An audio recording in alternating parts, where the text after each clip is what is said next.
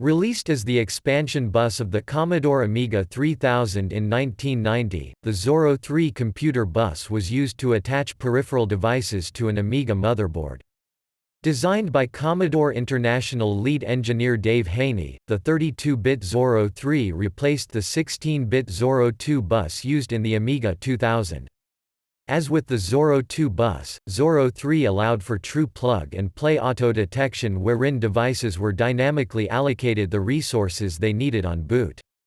Zorro III continued Zorro II's direct memory mapped address design.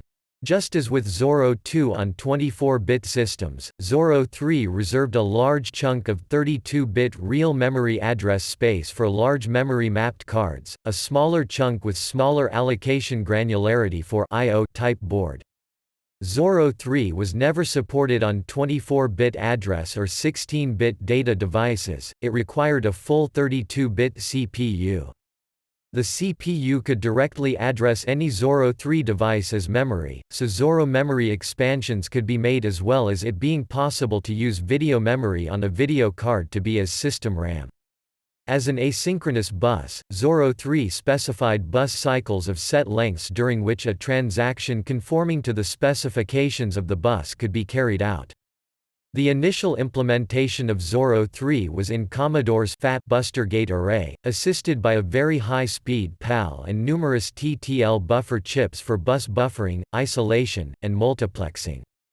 The Amiga 4000 implementation was fundamentally the same, but integrated a second gate array to replace the TTL buffers. The Buster chip provided bus arbitration, translation between the MC68030 bus protocols and either Zorro II or Zorro III bus cycles, and a vectored interrupt mechanism, generally not used.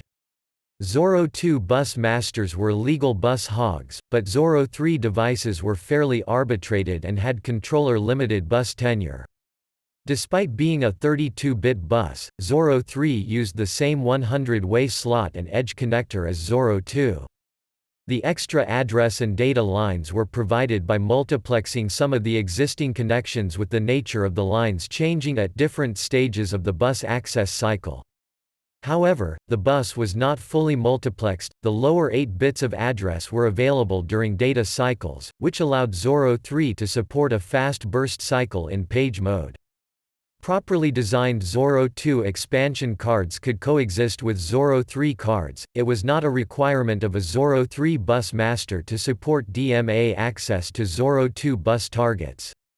Cards could detect a Zorro III versus Zorro II backplane, allowing certain Zorro III cards to function when connected to the older Zorro II bus, though at Zorro II's reduced data rates. The Zorro III bus has a theoretical bandwidth of 150 MByte/s, based on an ideal Zorro III master and slave device running with minimum setup and hold times. The real transfer speed between the Amiga 3000/4000's implementation of Zorro III and a Zorro III card is somewhere around 13.5 MByte/s due to the limitations of the Buster chip.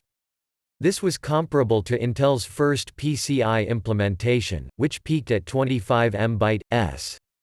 Zorro III was optimized for future single-chip implementations of the protocol, but the resources available at Commodore in 1990 limited the initial implementation. This is also the limiting factor with third-party Amiga PCI expansion boards like e.g. Elbox Mediator PCI or the Matay Prometheus PCI. DMA transfers between two Zorro III cards can be much faster.